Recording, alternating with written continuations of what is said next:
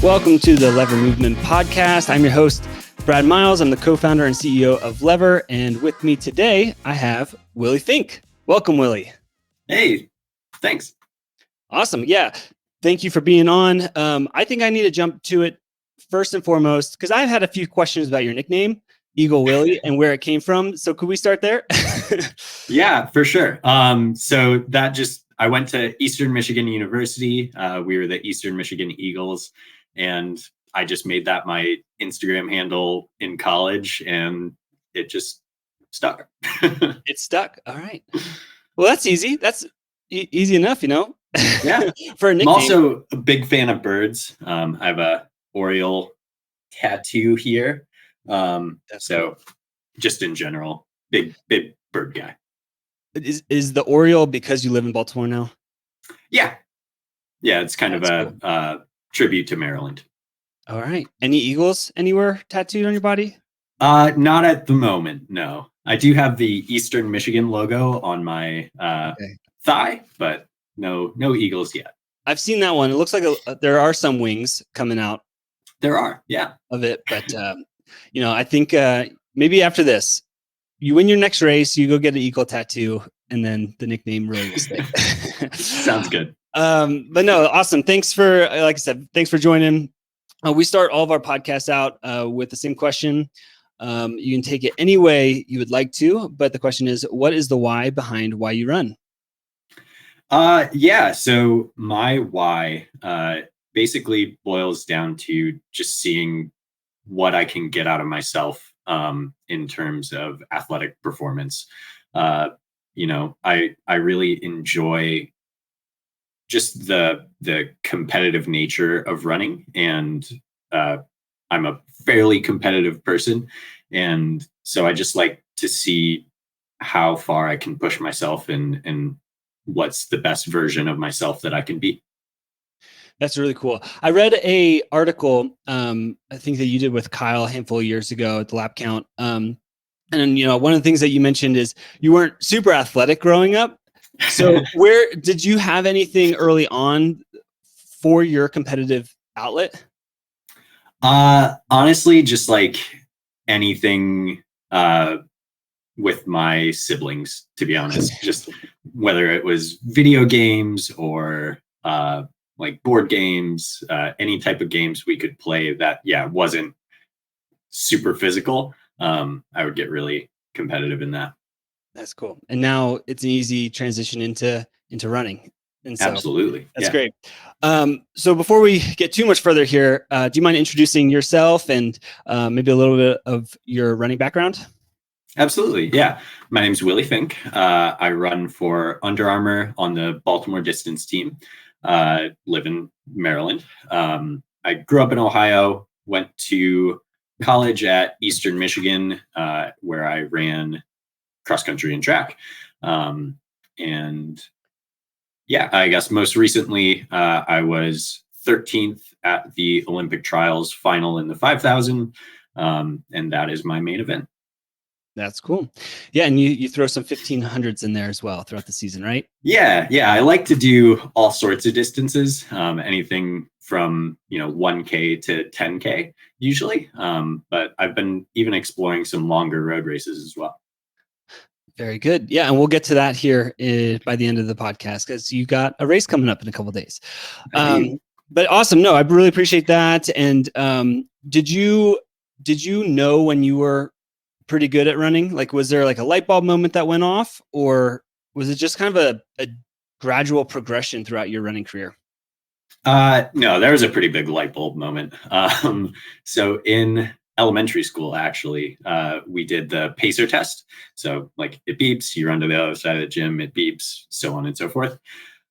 And my gym teacher split us up into two groups, and we were going to do like one half of the class in the first half of the period, and the other half, the second half.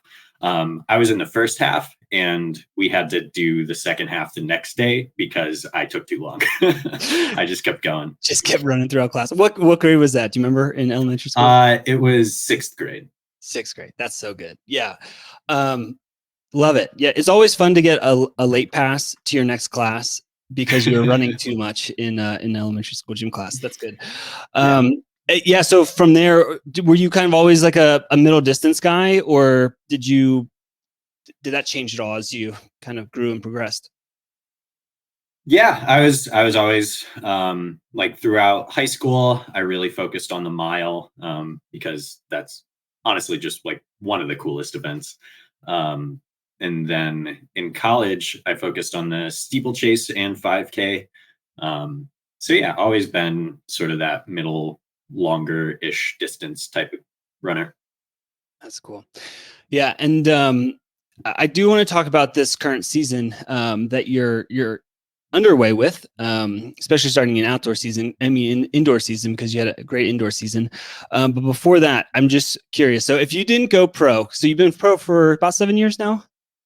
Yeah, graduated in 2017. So 2017. Okay, so pro for about seven years. If you didn't go pro, what would you be doing in the professional world, working world? So at Eastern Michigan, I got my master's in chemistry. And actually, for the first about a year after I graduated, before I got like a professional contract, I was working at a pharmaceutical company. So I would probably be doing something chemistry related. Working in a lab, or what did that look like? Yeah. I was working in a wet lab. So I was, running reactions and trying to physically make certain types of drugs. That's pretty cool. Yeah. Man, okay. Do you kind of stay up to date in that world at all? I did for the first couple of years, but not so much recently. It's a bit complicated to keep your toes in.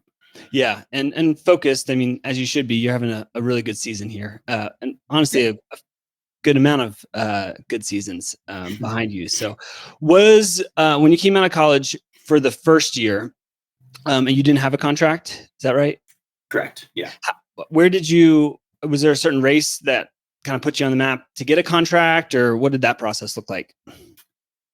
Yeah. So there was a few. One of them was, I think it was actually the second year I was running without a contract. I went to Washington, D.C.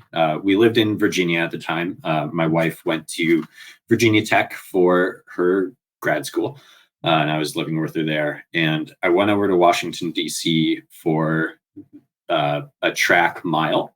And I was the first person to run a sub 4 mile on Washington, D.C. soil. So that was pretty cool. And at the time, there was an Under Armour group based in Washington, D.C., the District Track Club, which is now Baltimore 800. And I met the coach there, Tom, and just kind of built a pretty good relationship with him starting from there. That's cool. Yeah, and then kind of stayed with them ever since. Absolutely. They've been really good to me. No, that's good. And then that team transitioned into Baltimore. Have you seen any like changes in that team over the last 5, 6, 7 years or so? Yeah, for sure. So at the time, it was a pretty small group, and had runners ranging from mostly 800 runners, a couple milers, and then me running mile, 5K, all sorts of stuff. And they've really, since moving to Baltimore, we kind of separated into two teams, Baltimore 800 and the team I'm on, Baltimore Distance. And so we've really expanded kind of our range, got some new coaches, got a lot of new athletes. And Baltimore 800 is really focused in on that 800 event, and have had a lot of success. We've got a bunch of Olympians from a few different countries going to Paris this year. So it's really cool. It is really cool. And I feel like, it's no secret. I mean, just scroll down our podcast page. We talked to Corey recently, and Coach Tom recently as well. And, a few other coaches and athletes. So obviously a really good momentum for the team over the last couple of years. And it's been really fun to follow along. What would you kind of attribute that to? Is there anything from a culture standpoint or like coaching dynamic standpoint that you attribute some of this like solid success and momentum? Yeah, I mean, I think it's a combination of all those things. In terms of culture, like we're a pretty close knit group. We do all of our like workouts, weightlifting together, and we all, even when like one person is having a bad day or is injured, we all take like inspiration and encouragement from each other, because if somebody's having a bad day, somebody else is having a good day. And so it always kind of works out that way. And we can always like be like, yeah, I had a bad day today, but like, look at Casey, who just ran crazy fast. I know I'm doing a lot of other stuff with him. And I can get to that point too. Today, it's not like a huge setback, So I think that's a really beneficial thing. And then Corey, our coach, is very like receptive to like our specific needs. So if somebody needs a little bit different of a workout, or I take a day off from running once a week. Not everybody does that, but he's very like willing to be like, hey, yeah, do what you need to do to stay healthy, and all sorts of stuff like that, and is willing to work with us as individuals and not just like write one plan and we all do the same thing. So I think that's really helpful as well. And he's also just kind of along those same lines, encouraging to everybody else, and really like kind of loves to make sure that we're in the moment paying attention to that, sort of like taking encouragement from our teammates. Yeah, that's really, really great. Yeah, we had Coach Laura on as well. Great, a month and a half or 2 months ago or so. And really just kind of like that team atmosphere seems fairly unique, in the pro world these days, that you guys have, and the culture that's being built. And honestly, like success breeds success, right? So like you mentioned, if one of your teammates is doing really well and, has some crazy times that they're running, you're like, I've been doing that with them, so why can't I run these times? So absolutely, that's really neat. And I kind of wanted to touch on something else that you just mentioned, just with you taking a day off and kind of Corey being receptive to some of your inputs as well. Have you always taken a day off, or is that something that's kind of come about like somewhat recently? Fairly recently. I guess so. In college, I hated taking days off. I never took a day off unless I absolutely had to, and had a lot of injury issues. So when I graduated, especially with like working and kind of juggling a lot of new things, it just started to make a lot of sense. And I was working with the coaches at Virginia Tech at the time, and they like to have their athletes do a lot of cross training and take some days off as needed. So in working with them and juggling a lot of new things, it just made a lot of sense to me, and I've stuck with it because it's really nice. It is not, nice to have the body give a break. Is that one day off per week or one day off per training block? Because I know, are you guys on a 9-day block? Yeah, exactly. We're on a 9-day training cycle, and so it's once every 9 days. Okay, that's cool. And one of the things that I love to just also learn from athletes about is how they've matured in the sport, and what they've been learning and kind of the growth, because in order to be at the top of your game and to continue, not only to continue being at the top of your game, but to continue getting better at the very top end of the sport, you're always learning, whether it's about yourself or training and racing.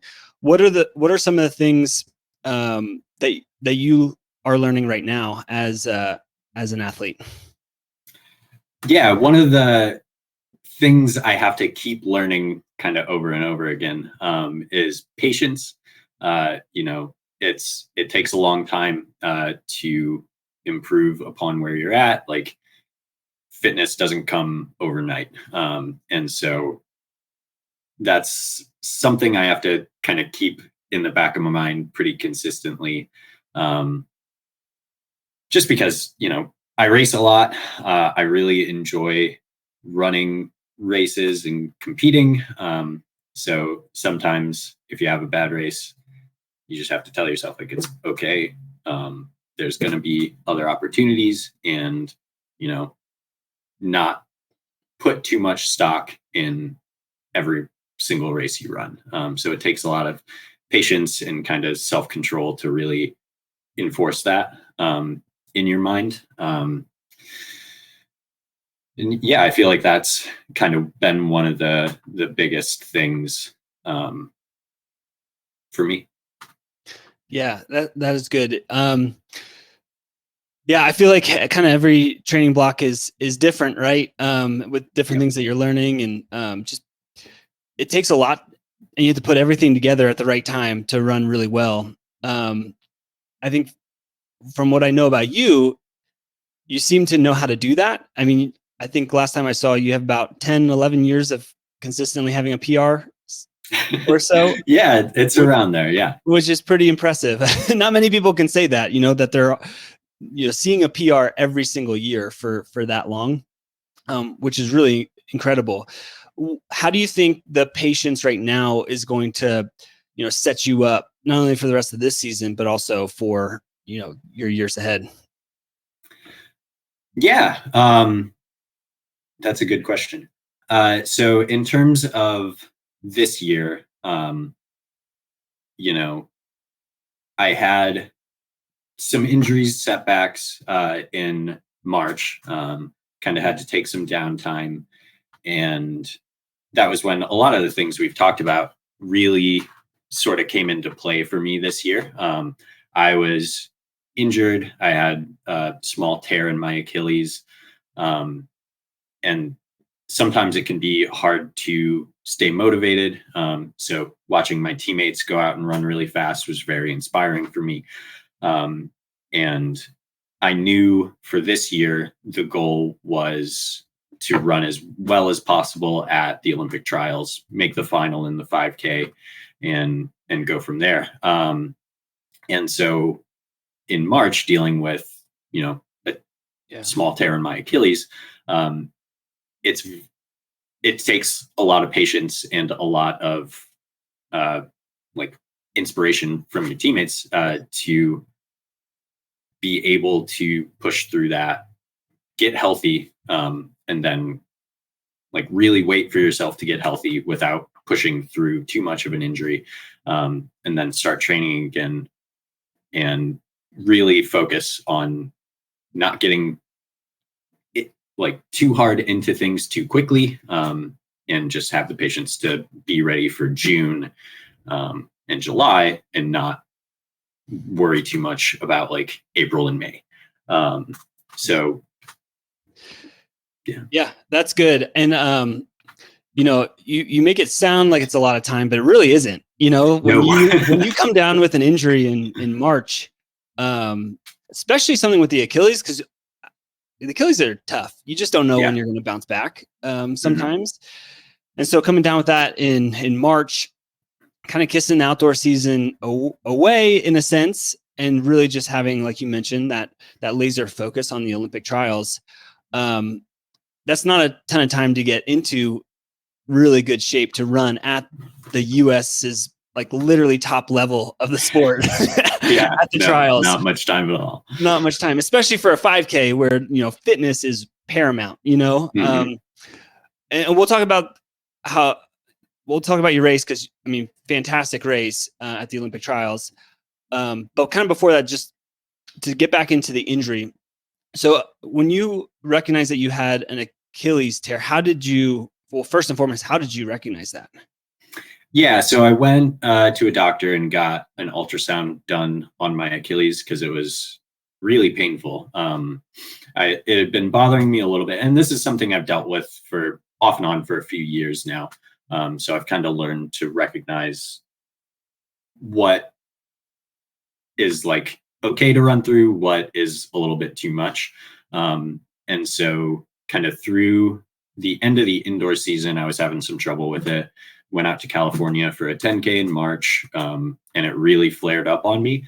So I stepped off the track and went and got it checked out, got an ultrasound, and they saw like a little small tear in it. It wasn't a full, detachment or anything like that, which was good. But so, yeah, that was how I knew what was going on 100%. And so I just took some time off and let it heal, gave it some time to just totally rest, tried not to walk a ton on it, tried to just let myself heal, which as a runner, not being able to run is the worst. So, I think everybody listening to this podcast can agree with you right there. Exactly. Yeah. It's a pretty universal thing. When you really enjoy the physical exercise, not being able to do it, it can throw you off for sure. And so that was not ideal. Again, especially knowing what was coming up the rest of the year. But yeah, just talking to my coach, seeing my teammates running well, really got me through it. And then kind of as I started feeling it heal, I started going to physical therapy as well. So that was kind of how I checked the progress of how it was going, how it was getting better, and where I was at. As I started getting back into running, I really started using the lever a lot, just because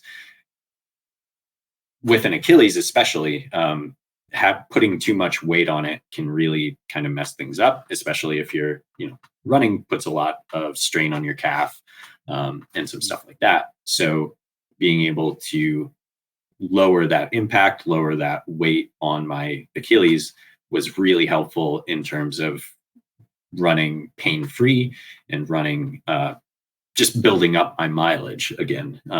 So I think I did the majority of my runs early on in like April, on the lever, and started transitioning back to some land running, some lever running, and I still do.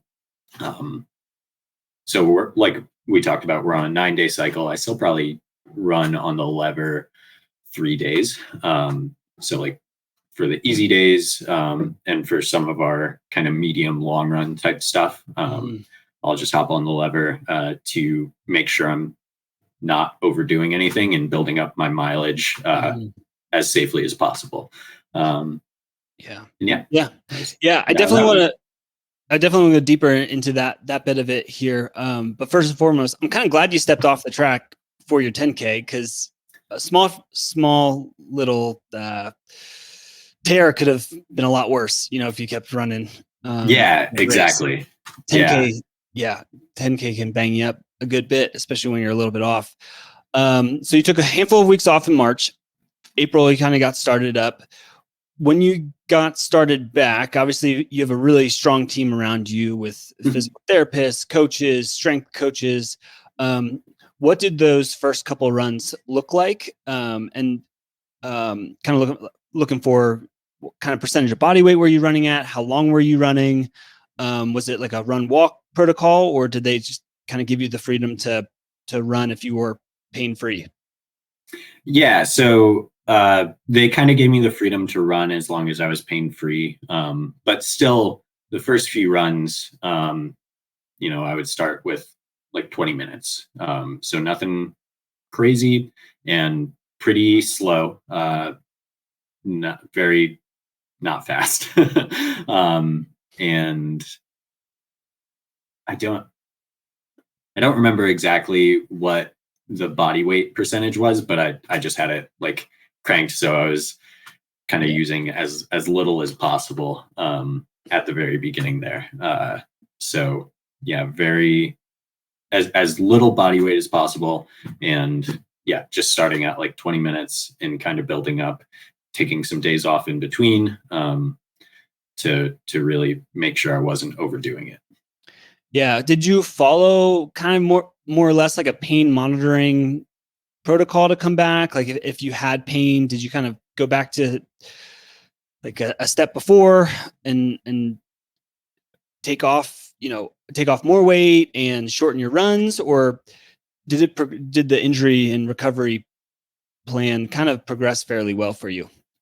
So that was the plan. If there was any, pain in my Achilles while I was running, or if it was especially sore the next day, that we were planning to do exactly that. Take a step back, either whether, depending on what point I was at, go back to the 20-minute runs or take a few extra days off. But yeah, this time it progressed fairly well. So I think we did kind of the right things, and it kind of progressed pretty smoothly, so that I was able to get back to working out with the team surprisingly quickly. Yeah, and that's really cool. I don't know tears too much, so I do have a question for you about an Achilles tear, but I do know for like the tendinopathies, from the Achilles standpoint, it is good to continue exercising with the tendinopathies in a very controlled environment. So obviously lever, decreasing your body weight, because it does need exercise and continue movement to help repair itself. Is that the same for a tear, or is a tear a whole different beast in the Achilles? Yeah. So from talking to my doctor, the way they described it to me was basically once, while it was like still kind of freshly torn or whatever, we wanted it to rest as much as possible, and kind of gauge when it started the healing process and started kind of reforming all of those connections and stuff. That was when you treat it like a tendonitis sort of thing. So then you start introducing movement, introducing stretches and flexibility, and a little bit of like strength work as well. Okay. Yeah, that's really good to know. So April sounds like was a month of just kind of using the lever system, coming back. Where did you get your mileage up pretty quickly? Or were you going back to what you're learning, patience, or were you kind of patient in that build? And, we're in April right now, so Olympic trials are about 2 months away. Yeah. So yeah, can you kind of walk through like what the rest of April looked like, and when did you get on the track with your team?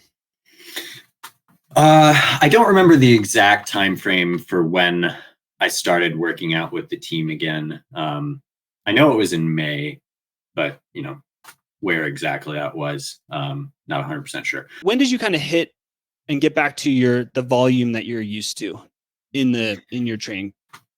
Yeah. So I remember how you worded it previously now. So I was pretty patient, getting my mileage back up. Didn't like go up too much too quickly. It's a little confusing with the 9-day cycle. Like we get up, my max mileage for 9 days with a day off is around 115, which per 7 days ends up, I think, around like 85, 90. And so I built up fairly slow. I didn't really even get to that high point until I think early June, maybe.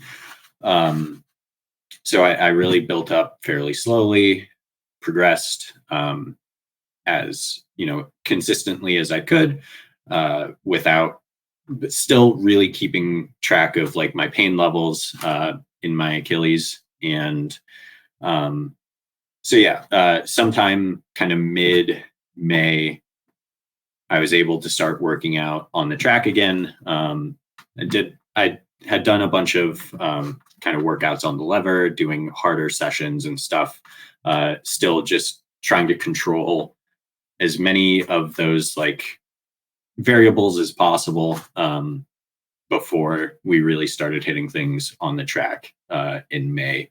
And then kind of with PT and everything was going really smoothly, decided to test everything with a couple races at the end of May, and ran a mile and a 1500 in Nashville, and was able to win both races and run 4 flat and 3:42 on back-to-back days. So yeah, I was really excited about that. Yeah. Well, I was going to bring that up. Like, did you surprise yourself at all? Because that's pretty impressive. Like only having a handful of weeks of running. Yeah, definitely surprised myself. Mostly just that I was able to win both. That was kind of the A+ goal going in. I wasn't really worried about times. I already had my qualifier for the Olympic trials from indoor season. So it was really just kind of a test to see, can my Achilles handle running in spikes on the track for a couple races? And I had like basically no pain during the races and was able to close really well in both of them. So that's really cool. Did very surprise myself. Yeah, I mean, definitely a good confidence boost with less than a month to go before the trials. Also very curious in this because you mentioned something that we hear a lot, which is, especially coming off of an injury, when somebody's introducing speed work and workouts again for the first time, doing them at a lower body weight, just to introduce that, stay in a very controlled environment. Can you kind of give us any insight into maybe one or two like of your hardest workouts that you did at a reduced weight? Yeah. So it was mostly kind of threshold type work. So we did like some 2-mile reps and mile reps. So it would be just as an example, one of the ones I did was 2 by 2 mile, 1 by mile, with 75 seconds ish rest at sort of like that anaerobic threshold type pace. And yeah, they got pretty hard. Running, even taking some weight off, it's still a good workout, Absolutely. Yeah.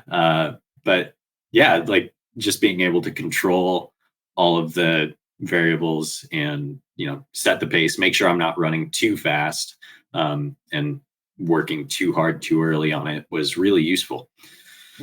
Yeah, that's really cool. And, obviously really solid. Let's just jump into the Olympic trials. So mid and June, you fly out to Eugene. You're slotted for the 5K, which in America, I mean, obviously America is extremely talented. But that was a very stacked 5K this year and 2 heats. So you have to get through your heat just to make the final. Can you kind of walk us through just, the atmosphere that was in Eugene this year and, what it felt like to line up on the line at the Olympic trials?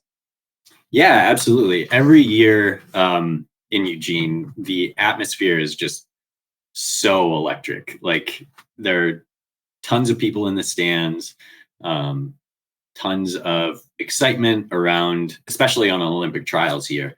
Yeah, it was just amazing. And so they have like this little call room, and then they take you under the stands in essentially like a little track straightaway thing under the stands.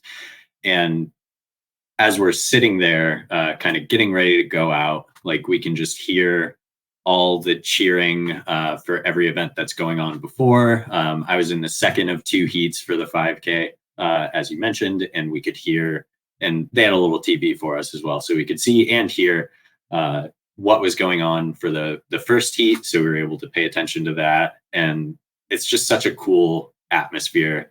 And I think this year I did a really good job of just being excited and really like grateful to be there, because especially with such a short buildup, it was just like I just felt really happy and really excited to be able to get out there and with some of the best in the country, some of the best in the world, and get to just compete. So I think that really positive mindset helped me run as well as I did. Yeah. And so not a PB in the heat, which is really hard to run a PB in a heat, right? Like that's not that's not what it's set up to do. But you still ran a 13:24, which is extremely impressive. 8 seconds or so off your PB, which is still really fast. Yeah. And I think you kind of mentioned it before. The goal was really just to make the finals this year and then just put yourself in contention where you could. Exactly. Yeah. And yeah, as you mentioned, we ran 13:20s. And the craziest part of that was we were running fairly slow for the first 2K. And then our last mile was around 4:05 and last 800 was 1:55. So we really got going there towards the end. And what is your 800 PR? Officially it's 1:50. Okay. That's okay. So you have a few seconds there. Yeah. But 1:55 to close in a 5K is really fast. I don't think most people can wrap their minds around that. Well, this is great. Yeah. And I think what's the most exciting is just to be a kind of a spectator follower of the journey is, I think what you kicked this whole conversation off with is so true. It's just, patience really has served you so well this season. And it would be so easy in March to just want to get back to running at your top form as quick as possible in April and then May. But, obviously you got a good team around you that probably helped you with some of that patience and not get too far ahead of yourself, because, if you're in middle of May or so, you have to take a week off. The last 6 weeks were for nothing, right? So yeah, that gradual build is huge. What's next for you this season? And yeah, what do you have to look forward to? Yeah. So as you mentioned, this weekend, I'll be running the 8K Road US Championships in Kingsport, Tennessee, then dropping down to a mile, running the Guardian Mile in Cleveland, then kind of figuring it out from there. I know I am planning on running the Falmouth Road Race, and maybe even the US 20K champs. So running all sorts of distances. Awesome. Yeah, it'll be exciting to follow along with the rest of your season. What's the best way for people to follow you? Best way is Instagram. I am EagleWilly22. I'm also on TikTok, but I haven't been as active there recently. But yeah, Instagram and TikTok. Yeah, and as we close here, be kind of interested, just how are you going to continue incorporating the lever system now that you are, fully healthy, back into the swing of things with your Achilles? Are you still implementing it in your training cycle? Absolutely. Like I said, I think I use it about 2 or 3 days a week for some of our easier mileage days, just to, make sure I'm recovering as much as possible. With our 9-day cycle, we basically have a hard day every 3 days and 2 easy days. So it's a really good setup. Right after, like the day after a workout, just hop on the lever and make sure I'm recovering as much as possible for the next hard session. And sometimes we do like a longer midweek long run. And so I'll do that on the treadmill, on the lever as well, just to make sure I'm controlling all of the variables I can. I have a trail by my house that gets a little rocky and steep and hilly. So sometimes for those longer runs, it can be, when I'm getting fatigued towards the end of the run, there's a chance of turning an ankle and some stuff like that. So just trying not to let that happen. Absolutely. Well, I don't want to hold you to it, but I think if you have an undefeated season from here on out, you should get a big eagle tattooed across your chest. Just to signify, the comeback season. So, all right, we'll think about it. Think about it. Yeah. I won't hold you to it, but think about it. Well, great. Well, thank you, Eagle Willy. Appreciate the conversation. Really enjoyed it. And we will be absolutely following along the rest of your season. Yeah. Thanks so much. Thanks for having me. It's been a great time. 3, 2, 1, yeah. Thanks for listening to today's episode. If you're interested in learning more about incorporating the lever system into your training, follow us on Instagram @LeverMovement, or even follow me on Strava to learn how I incorporate lever into my training for ultras. Until next time, keep running.